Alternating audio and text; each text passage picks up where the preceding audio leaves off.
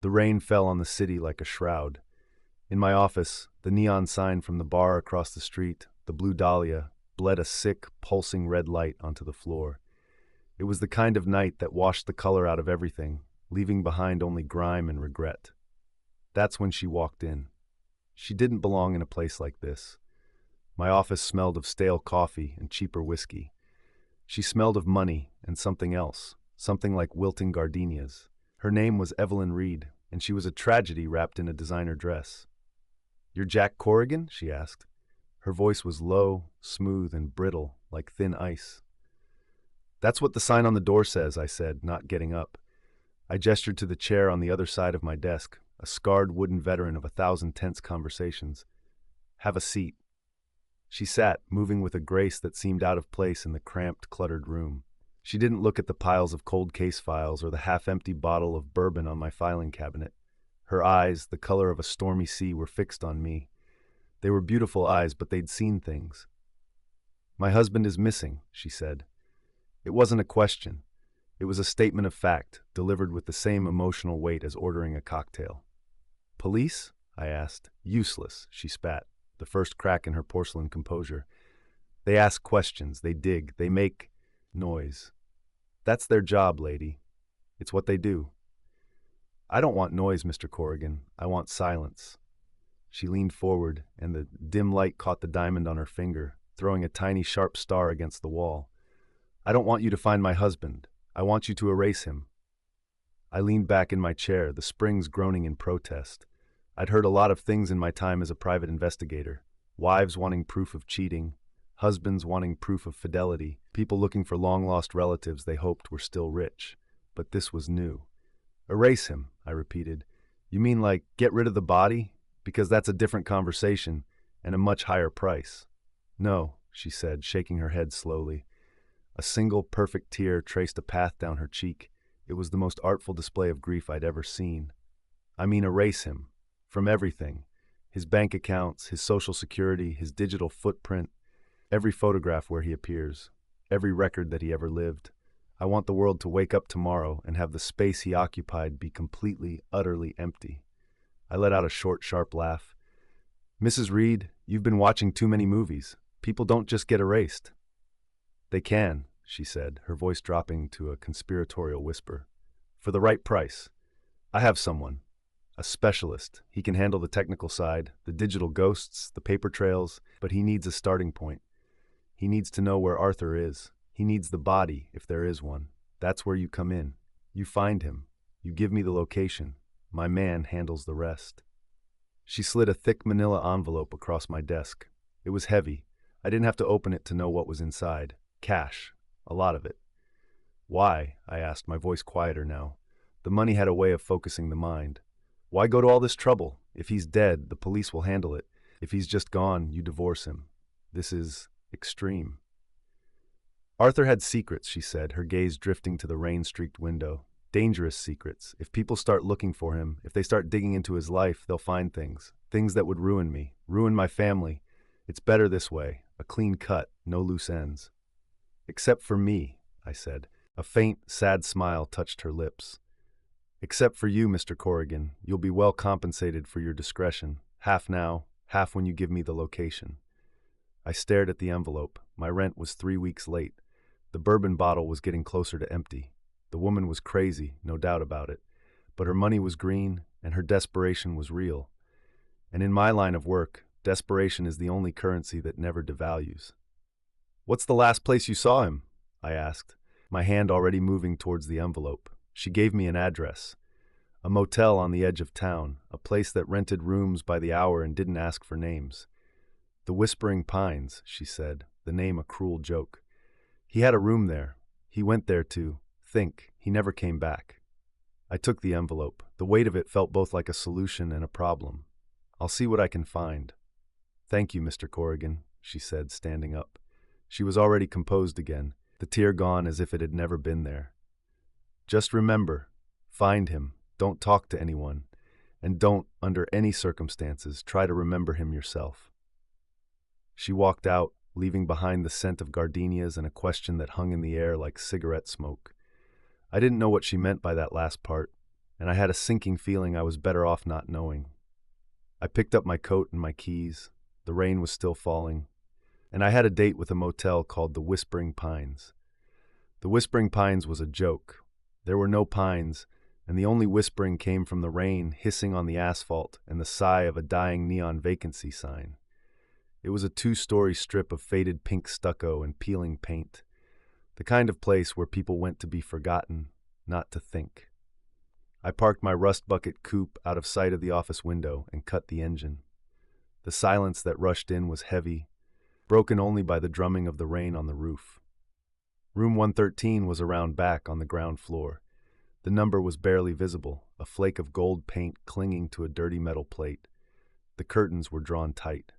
I knocked. No answer. I knocked again, louder this time, putting my weight into it. Still nothing. I tried the handle. It turned, the door swinging inward a few inches with a low groan. My hand went instinctively to the small of my back, where I kept my .38. It was a bad habit, one that had kept me alive more than once. I pushed the door open and stepped inside, my eyes adjusting to the gloom. The room was neat, too neat. The bed was made, the corners of the duvet tucked in with military precision. A single suitcase stood open in the closet, clothes folded inside. No dust, no clutter. It looked less like a man's last refuge and more like a hotel room waiting for its next guest. The air was stale, but clean, with a faint chemical scent of lemon-scented cleaner. It was all wrong. Men on the run, or men hiding from their wives, didn't usually tip housekeeping. I did a quick sweep. The small desk by the window was clear except for a lamp and a local newspaper, folded neatly.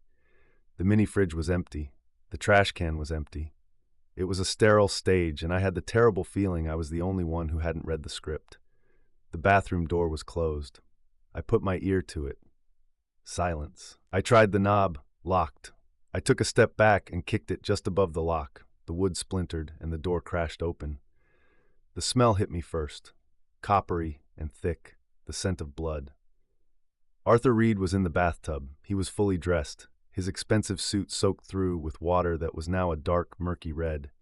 His head was slumped forward against his chest, and his hair, once the color of salt and pepper, was matted with blood and brain matter. It wasn't a pretty sight. It wasn't a clean death. He hadn't been shot. There was no gun.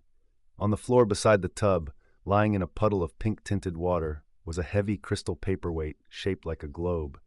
It was smeared with blood and a few strands of gray hair. One side of it was caked in a darker, dried substance. He'd been bludgeoned, brutally. I stood in the doorway for a long moment, just looking. This wasn't a suicide. It wasn't a robbery.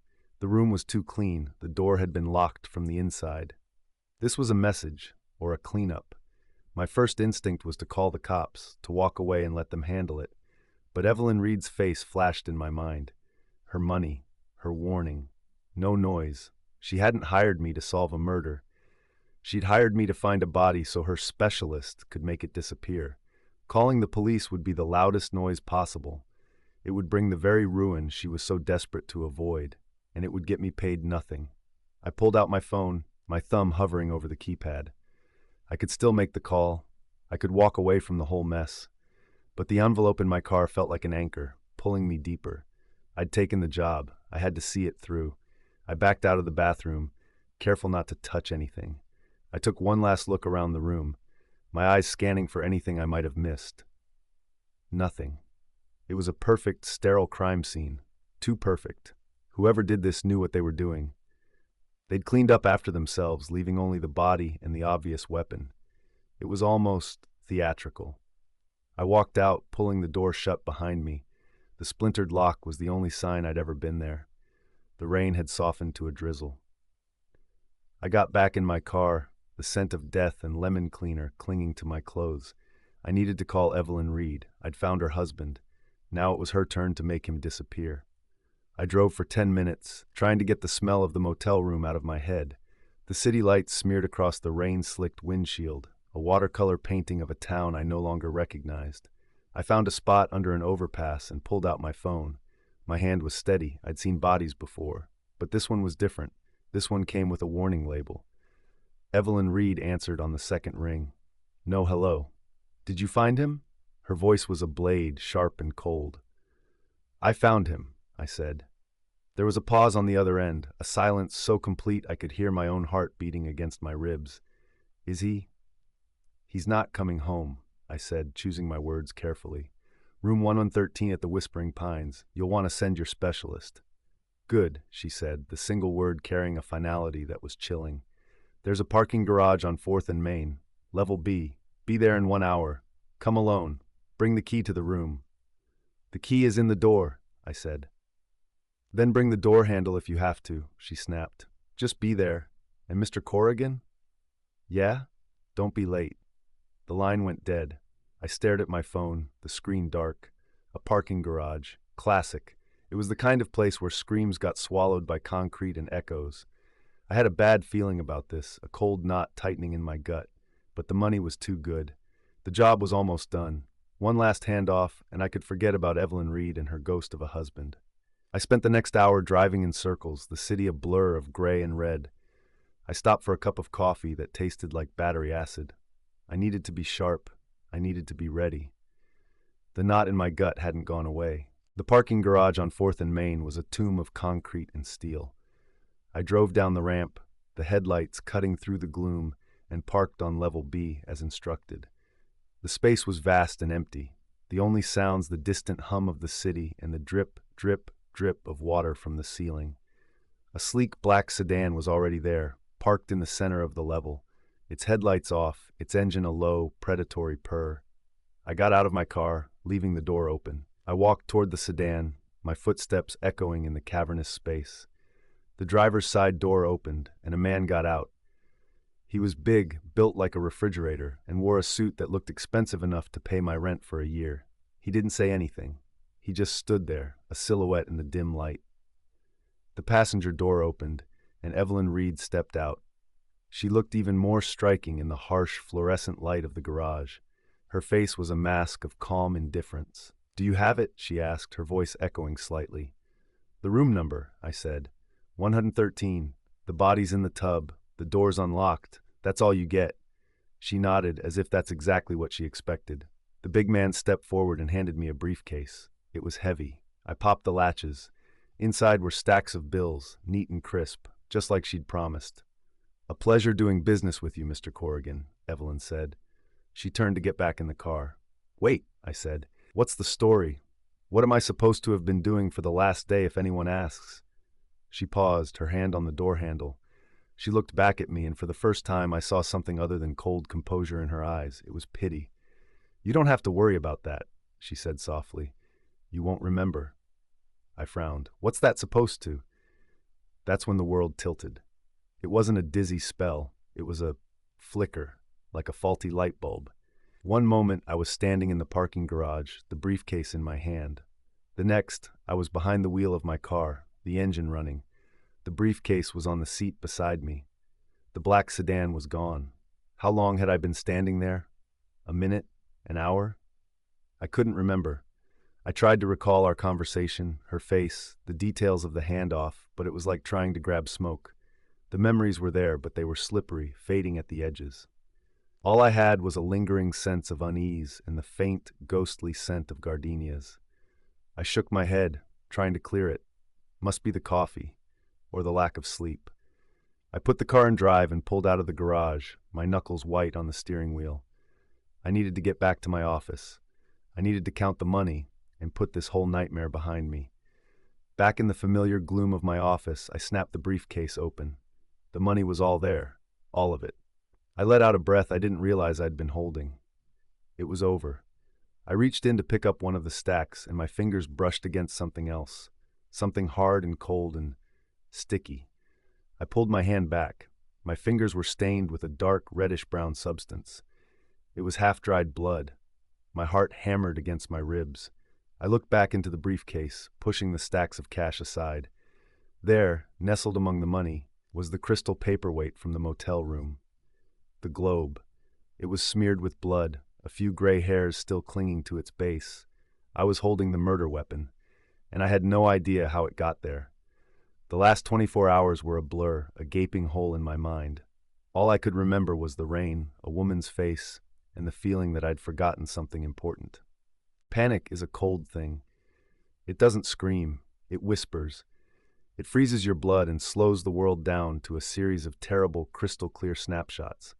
My hand, stained with blood, the paperweight, a miniature world smeared with death, the stacks of money, dirty now, tainted.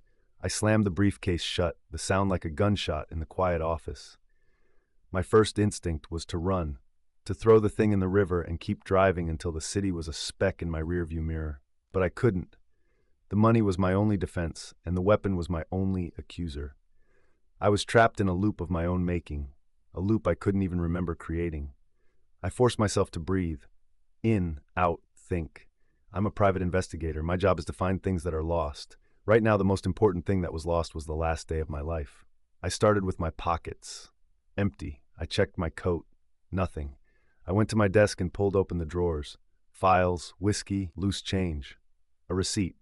I snatched it up. It was from a place called the Whispering Pines Motel. 1 room, paid in cash. The timestamp was from yesterday afternoon. A place I'd never heard of, but my gut told me it was important. It felt like an anchor in the storm of my blank memory. I checked my phone. Call log was empty. My recent searches were gone. Someone had wiped me clean, digitally and mentally. All I had was a motel receipt, a briefcase full of blood money, and a murder weapon. That's when I heard it. A faint, distant wail. A siren. It could have been anything. A fire, an ambulance, a fender bender a dozen blocks away. But in that moment, it was for me. They were coming. I didn't know who they were, but I knew they were on their way. The woman. Evelyn. The name surfaced like a bubble in a swamp, fleeting but real. She'd done this. She'd hired me, paid me, and then, what? Framed me. For what? The siren grew louder, joined by another. They were converging, getting closer. I didn't have time to think. I acted. I grabbed the briefcase. I wrapped the crystal paperweight in my coat, careful not to leave any more prints. I moved to the window, peering down at the rain-slicked street. No flashing lights yet, but they were coming. I couldn't go out the front. I took the fire escape. It groaned under my weight, a rusty protest against my desperate escape. I scrambled down the metal ladder, my heart pounding a frantic rhythm against my ribs. I hit the alleyway in a crouch, the smell of wet garbage and despair filling my nostrils. I didn't look back. I just ran. I didn't stop until I was 5 blocks away, ducked into the doorway of a laundromat. The warm, soapy air, a stark contrast to the chill in my bones. I could hear the sirens screaming, now concentrated in the direction of my office. They had found it, or they were about to. I leaned against the cool glass of the laundromat window, trying to catch my breath. I was a ghost, a man with no past, running from a crime he couldn't remember committing. I had to know. I had to go back to the beginning. The receipt in my pocket felt like a map to my own damnation. The Whispering Pines Motel. I had to go there. I had to see the room, see the scene, and try to force the memories back into my head. It was a suicide mission. The cops would be all over it. But I had no other choice. I wasn't running from the law. I was running from a blank space in my own mind, and that was a far more terrifying pursuer. I pulled my collar up and melted back into the night. The rain had started again, a cold, steady curtain washing the city clean. But it couldn't wash me clean. I was stained, and I was going back to the scene of the crime to find out why. Getting to the Whispering Pines was an exercise in paranoia. Every pair of headlights felt like a spotlight. Every siren was a personal summons. I kept to the back streets, a rat in the city's sewer system, my only guide the nagging pull of that motel receipt in my pocket. The city that had been my home for a decade now felt like a foreign country, a hostile landscape where every shadow held a threat. I parked 2 blocks away, killing the engine, and coasting into a dark space between a dumpster and a brick wall. I walked the rest of the way, the rain my only cover. I could see the motel before I could hear it. The sickly pink stucco was now bathed in the strobing red and blue of police lights. The silent joke of the Whispering Pines sign was now a screaming beacon of my doom. 2 squad cars were parked out front, their light bars painting the wet pavement in frantic, shifting colors. A crime scene van was there, too. They were treating it like a real investigation. Of course they were. A dead man in a tub was a dead man in a tub, no matter how clean the room was. I couldn't get near the front. A uniform was standing guard, a yellow tape barrier strung across the walkway. I circled around back, my movements slow and deliberate, sticking to the deepest shadows. The back of the motel was just as desolate as I remembered. A row of identical windows, all dark except for one. Room 113. A faint light glowed from within. They were still in there, working. I scanned the area. No cameras, no witnesses, just the rain and the distant hum of the city. I had to get in there. I had to see what they saw. It was the only way to find the missing pieces of my own mind. The bathroom window. I remembered kicking in the door. The window was small, high up on the wall, cranked open just a crack to let the air circulate. It was a long shot, but it was the only shot I had. I found a rusted trash can and overturned it, the metallic clang echoing in the quiet alley. I held my breath, waiting for a shout, a flashlight beam cutting through the dark. Nothing.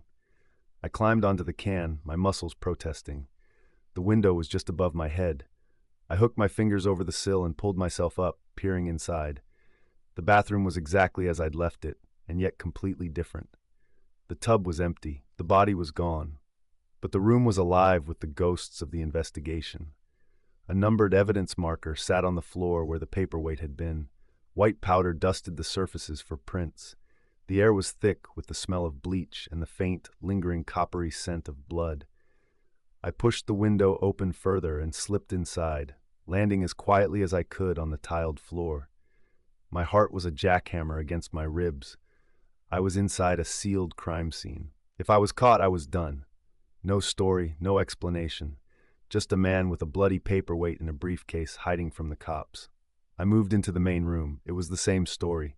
More evidence markers, a forensic kit on the desk. They were being thorough, too thorough. They were looking for a killer, and I had a sinking feeling they already had a description. Me. I stood in the center of the room, trying to force the memory to return. I closed my eyes. Think. You were here. What did you see? What did you do? Nothing. Just a void, a black hole where a day should be. But then a flicker, a scent. Not the bleach, not the blood. Gardenias. Her scent. It was faint, a phantom smell, but it was there, and with it came an image. Her face. Not calm and composed like in my office, but in this room. Her eyes wide, a single tear. The memory was a shard of glass, sharp and painful. It was gone as quickly as it came, but it left something behind, a new detail. Something I'd seen but hadn't processed, something wiped away with the rest of the day. I walked over to the closet. The door was open. The suitcase was gone, taken as evidence. But I looked at the floor of the closet, at the cheap, stained carpet, and I saw it. A small, dark scuff mark, not from a shoe.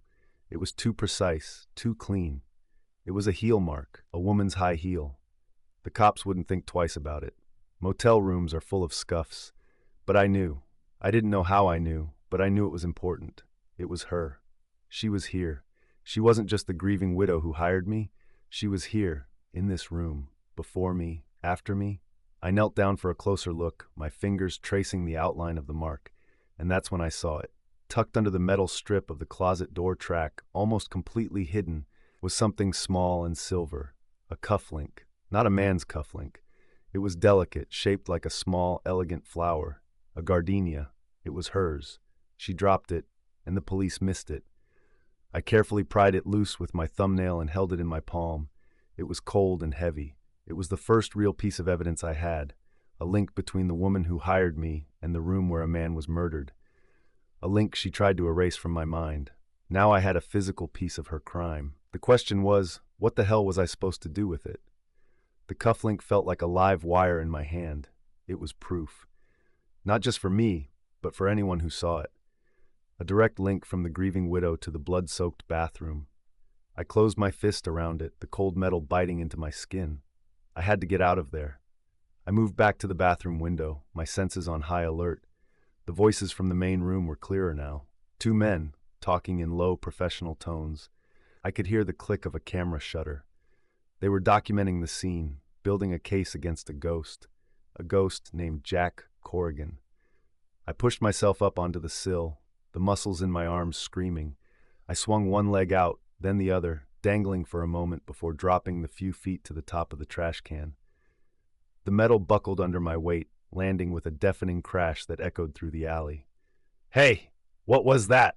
a voice shouted from inside the room. I didn't wait. I hit the ground running, not daring to look back. A flashlight beam cut through the darkness. sweeping across the alley wall just inches behind me.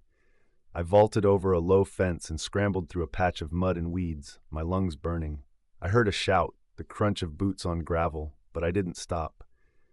I ran until the sirens and the lights were just a faint pulse in the distance, until my legs felt like jelly and my side ached with a fire.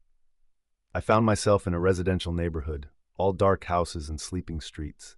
I leaned against a tree, gasping for air, the cufflink still clutched in my hand. I'd made it, but I was a man with no home, no past, and a target on his back.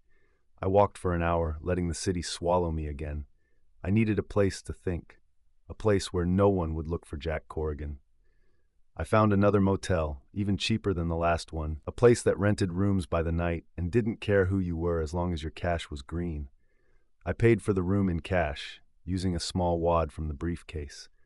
The money felt dirty, radioactive. The room was a clone of 1,000 others, a sagging bed, a stained carpet, and the faint smell of cigarette smoke and despair. I locked the door, pushed a chair under the knob, and laid the briefcase on the bed. I opened it. The money was still there. The paperweight wrapped in my coat was still there, and in my hand was the cufflink, 3 pieces of a puzzle I didn't understand. I laid them out on the faded bedspread. The money, the weapon, the cufflink. It was a narrative of a crime. A greedy PI takes a job to find a missing man. He finds him dead, steals the murder weapon, and takes the money the wife offered him. A simple, ugly story. And it was the one the police would believe. It was the story Evelyn Reed had planted in my life, like a weed in a garden. But the cufflink changed everything. It was a loose thread, and I was going to pull on it until the whole damn thing unraveled. My memory was still a blank slate, but instincts were a different matter. My PI instincts were still there, humming beneath the surface, telling me where to look. I couldn't investigate the crime scene. The cops had it. I couldn't investigate myself. My mind was a locked room, so I had to investigate her. Evelyn Reed. I remembered her talking about her family, things that would ruin me, ruin my family. It was the only time she'd shown any real emotion. The family was the key. Arthur Reed was the victim, but the family was the motive. I pulled out my phone. I couldn't risk a search for Evelyn Reed. That was too obvious. But Arthur, he was the ghost, the man she wanted erased. Maybe his digital footprint wasn't as clean as she thought.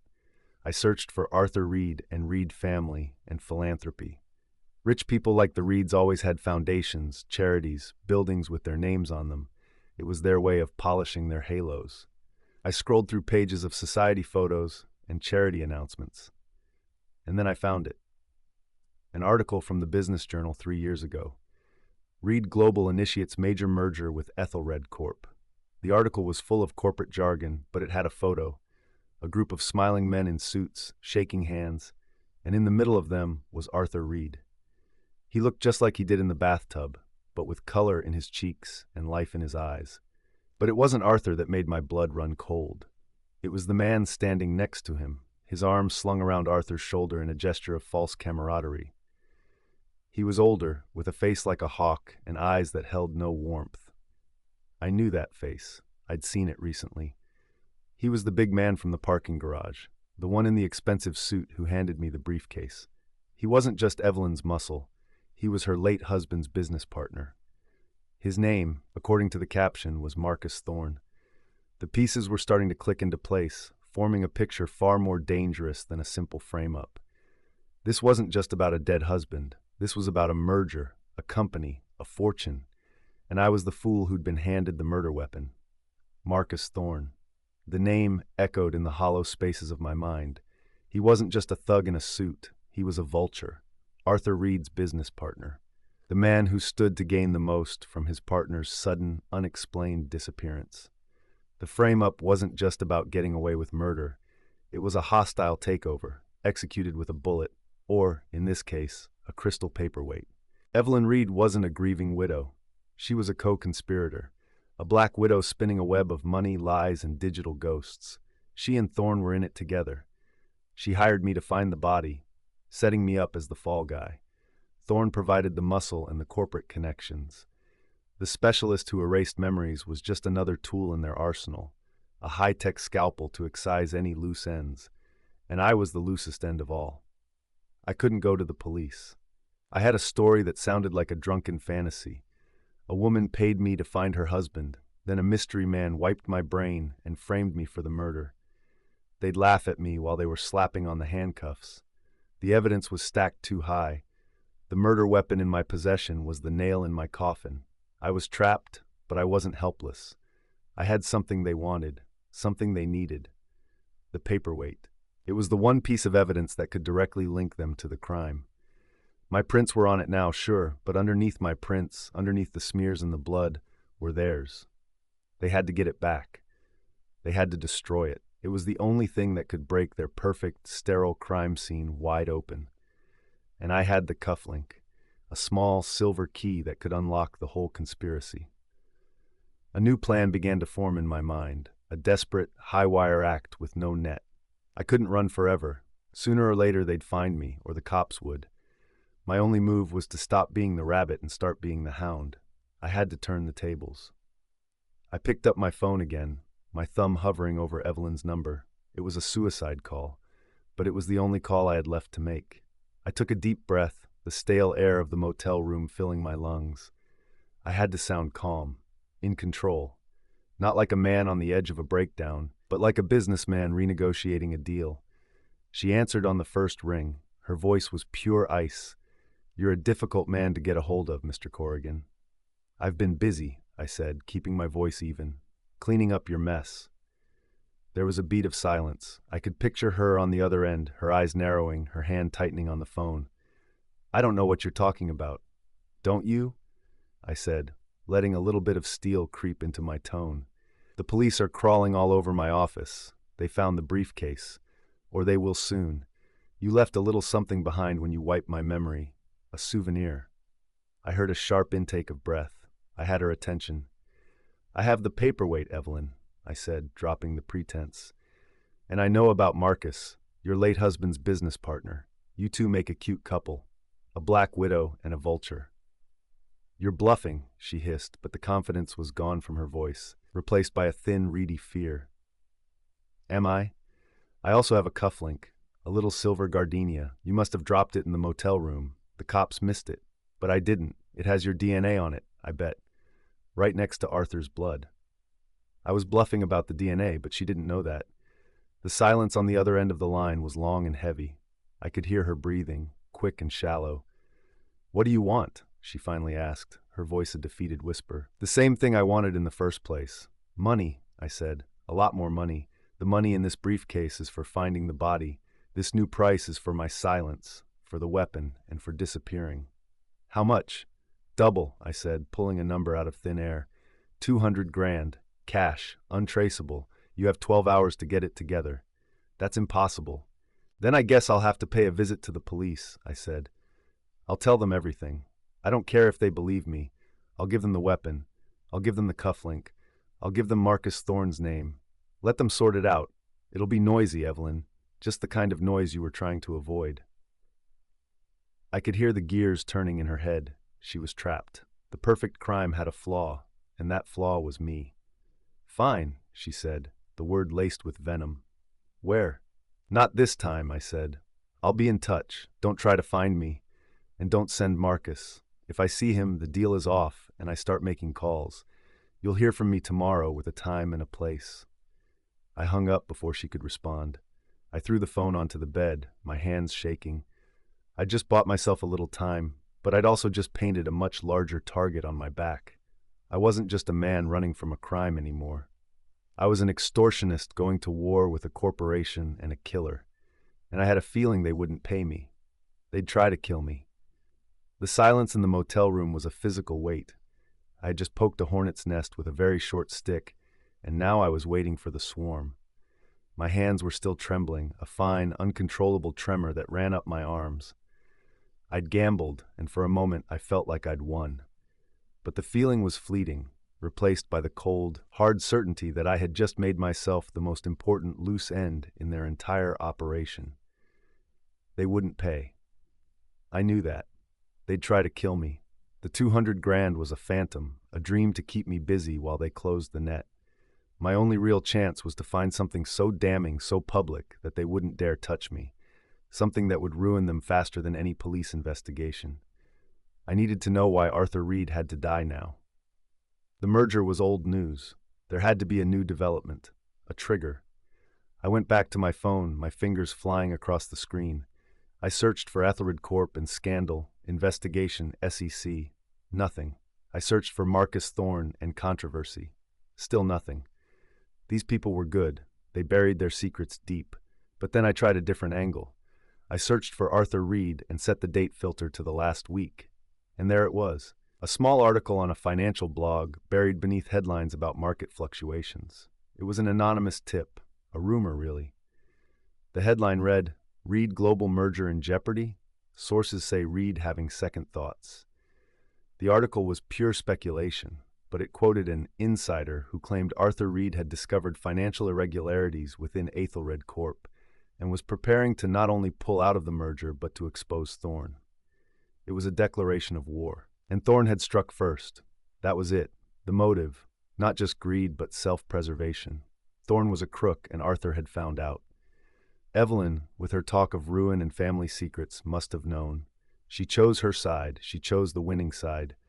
I had the motive. I had the weapon. I had the cufflink. But I still felt like I was missing the key piece of the puzzle. The magic trick. The memory wipe. Who was the specialist? How did you even find someone who could perform a service like that? It wasn't in the yellow pages under mental tampering. This person was a ghost, a phantom. But every ghost leaves a trace. I thought back to the briefcase, the money. I'd been so focused on the weapon and the blood, I hadn't really looked at the cash itself. I pulled the briefcase onto the bed and started sifting through the stacks of bills. They were crisp, new, and sequentially numbered. A mistake. A rookie mistake for people this sophisticated. I wrote down the first few serial numbers. If I could get to a bank or a friendly teller, I might be able to trace where the money came from. It was a long shot, but it was a thread. As I was putting the money back, my fingers brushed against something else tucked into the side pocket of the briefcase. It was a small black business card. No name, no address, just a single white symbol embossed in the center. A stylized Ouroboros, a snake eating its own tail. Below it, in tiny, elegant font, were the words, Mnemosyne Solutions. Memory, the Greek goddess of memory. It was a joke, a sick, arrogant joke. This was him, the specialist. He had a business card. A wave of nausea hit me. These people weren't just criminals. They were something else. They had access to technology that felt like science fiction, and they were so confident, so untouchable that their memory wiper handed out business cards. That's when a car's headlights swept across the motel room window. It wasn't just passing by. The car slowed to a stop right in front of my door. The engine was a low, familiar growl. A black sedan. They were here. They hadn't waited 12 hours. They hadn't even waited 12 minutes. I grabbed the briefcase, the paperweight, and the card. I didn't have time for the chair. I bolted for the back of the room, to the bathroom window. It was smaller than the one at the Whispering Pines. A tight squeeze. I heard a car door open, then the heavy thud of boots on the wooden walkway outside my room. They weren't knocking. They were coming in. I shoved the briefcase through the window first, then wriggled through after it, scraping my back and shoulders on the frame. I landed hard in a patch of mud behind the motel as the sound of the door splintering open echoed through the night. I didn't look back. I just grabbed the briefcase and ran, the Ouroboros card clutched in my hand like a talisman. I had a new target now. Not just the money, not just the truth. I had to find Mnemosyne Solutions. It was the only way to prove I wasn't crazy.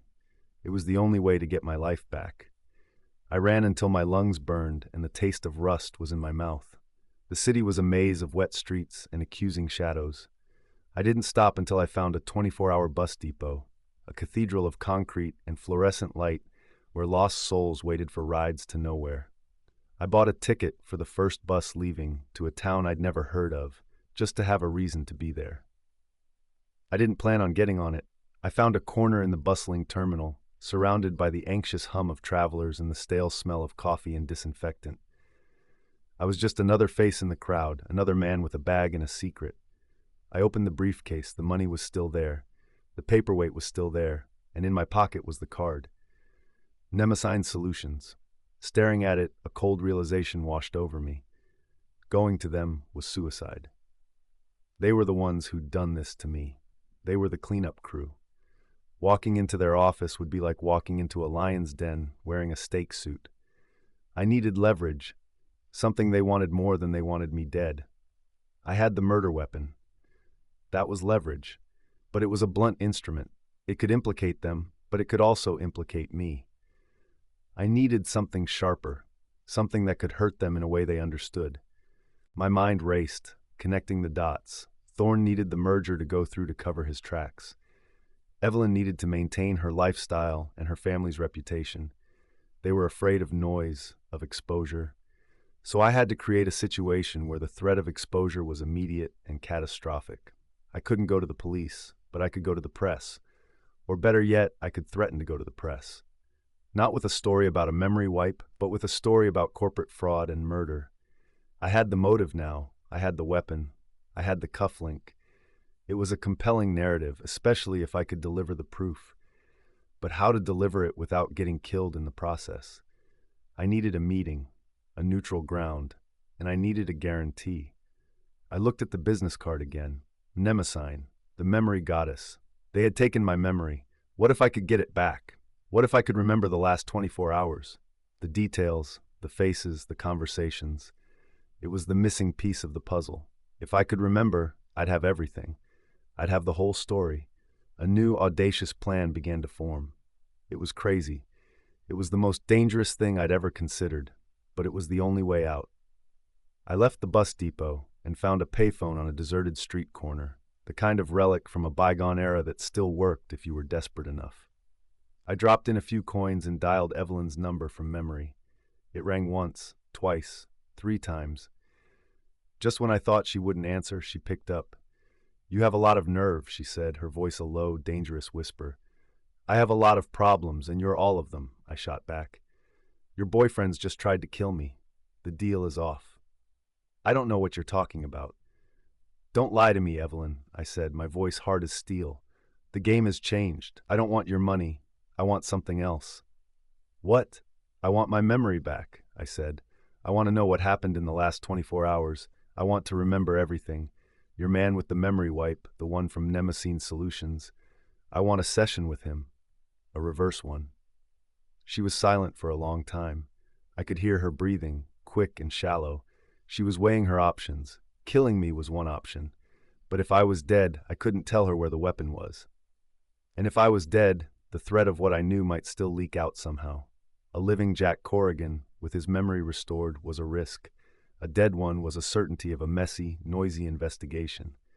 "And if I do this?" she finally asked. "If I give you what you want, you get the weapon," I said, "and the cufflink, and my silence. You get your clean slate, but it has to be now, tonight." "Where?" "Not a parking garage," I said. "Somewhere public, somewhere we can both feel safe. The old observatory up on the hill. It's closed for renovations. No one will be there, you, me, and your memory man. Come alone. If I see Marcus or any of his goons, I walk and I start making calls to every financial reporter in the city." "This is insane." "You made it insane when you erased my brain," I said. "You have 1 hour. Be there." I hung up the phone, my heart pounding. It was a bluff, a massive, desperate bluff. I was betting my life on the fact that she was more afraid of exposure than she was of me. I was walking into a trap. I knew it. But this time, I was the one setting it. I had the murder weapon in my briefcase, and I had a pocket full of a dead man's secrets. It was time to find out if they were enough. The observatory was a skeleton against the bruised purple sky. It sat atop the highest hill in the city, a forgotten dome of concrete and steel, overlooking the sprawling grid of lights below. The wind howled around it, a lonely, mournful sound. It was the perfect place for a reckoning. I got there early, scouting the area. The construction fence was easy to bypass. The main doors were chained, but a side window pried open by a previous urban explorer gave me access. Inside, the air was cold and smelled of dust and decaying machinery. The giant telescope, a dormant cyclops, pointed blindly at the ceiling. This was my stage. I placed the briefcase on the floor a few feet from the center of the room, the paperweight still inside. My phone was in my pocket, the voice recorder app running. It was a flimsy insurance policy, but it was all I had. Exactly 1 hour later, I heard the crunch of tires on gravel. A single car, not the black sedan. A silver Tesla, silent and sleek. It pulled up to the main entrance. Two figures got out. One was Evelyn Reed, wrapped in a long, dark coat. The other was a man I'd never seen before. He was slight, with thinning gray hair and a face that was utterly unremarkable. He wore a lab coat over his clothes, and he carried a small, metallic briefcase. This was him, the memory thief. They entered through the same side window I had used. Evelyn's eyes scanned the darkness, finally landing on me. She looked nervous. The man in the lab coat looked bored. "Where is it?" she asked, her voice echoing in the vast empty space. "Safe," I said, nodding toward the briefcase on the floor. "Let's get this over with." The man opened his own case. It was lined with soft foam, holding a series of gleaming chrome instruments and a single sleek headset attached to a small tablet. He moved toward me with the detached air of a dentist about to perform a root canal. "Sit," he said, pointing to a metal chair. I sat. "This is going to work? It will restore the synaptic pathways that were temporarily disrupted," he said, his voice a dry monotone. "There may be some disorientation." He placed the headset over my ears. The metal was cold against my skin. He tapped a few commands on the tablet. "Ready?" I looked at Evelyn. Her face was a mask of anxiety. She wanted this over as much as I did. I nodded. The man pressed a final key. The world didn't go black. It exploded. A tidal wave of images and sounds crashed into my skull. The rain, the neon sign, a man's face, desperate and afraid. It was Arthur Reed. He was in my office. He hired me first. "They're going to kill me," he'd said, his voice a ragged whisper. "Evelyn and Thorne, I found the proof. Everything. It's on a drive. I need you to get it to a reporter." The scene shifted. The whispering pines. I was there, but not as I remembered. I was meeting Arthur. He handed me a small flash drive. "They're cleaning my accounts, my life, but they can't clean this." That's when the door to the motel room opened. Evelyn and Marcus Thorne walked in. "Arthur, darling," Evelyn said, her voice dripping with false sweetness. "You shouldn't have done that." Thorne moved like a panther. He didn't use the paperweight. He used his fists. I lunged forward, trying to intervene. I grabbed the first thing I could find, the crystal globe. I swung it at Thorne, catching him on the shoulder. He roared in pain and turned on me. The fight was a blur of violence. He was stronger, faster. He disarmed me, the paperweight clattering to the floor. He knocked me to the ground. The last thing I saw before the darkness took me was Thorne picking up the paperweight, turning back to the crumpled form of Arthur Reed. Then the man in the lab coat was leaning over me. "Just a little something to help you forget," he murmured. I ripped the headset off, gasping for air. I was back in the observatory. The memories were whole. The last 24 hours were no longer a void. They were a nightmare. I looked at Evelyn. Her face was pale with shock. She hadn't expected me to remember that. She thought I'd just remember finding the body. "The flash drive," I said, my voice hoarse. "Where is it?" She didn't answer, but Thorne did. He stepped out of the shadows behind a massive gear mechanism. He'd been there the whole time. "Looking for this?" he asked, holding up a small silver flash drive between his thumb and forefinger. He smiled, a cruel, predatory thing. "You've been more trouble than you're worth, Corrigan." "You're not getting away with this," I said, pushing myself to my feet. "Who's going to stop me?" Thorne laughed. "You? A dead man? I have the drive, I have the company, and soon I'll have the murder weapon back." He nodded to the specialist, who moved toward the briefcase. "You're right," I said, my hand going into my pocket. "You do have the drive, but you forgot one thing." I held up my phone. The screen was lit, the voice recorder app still running. A small red waveform pulsed in the center. "I have your confession," I said. "All of it, the murder, the frame-up, the memory wipe. It's all here, and it's already been uploaded to a secure server. If I don't enter a password in the next 5 minutes, it gets sent to every news outlet in the country." Thorne's face twisted in rage. He lunged for me, but I was ready. I sidestepped, and he stumbled past me. I didn't fight him. I ran. I scrambled out the side window just as the first sirens began to wail in the distance. I'd made the call. Before I came here, I'd called an old contact in the police department, a detective who owed me a favor. I gave him the address. I told him everything. He probably thought I was crazy, but he'd come anyway. I didn't look back. I ran down the hill, the city lights spreading out before me. The rain had stopped. The sky was beginning to lighten, a soft grayish blue at the edge of the horizon. I was Jack Corrigan again, a private investigator with a past, a few scars, and a story that no one would ever believe. But I was whole, and I was free. And for the first time in a long time, that was enough.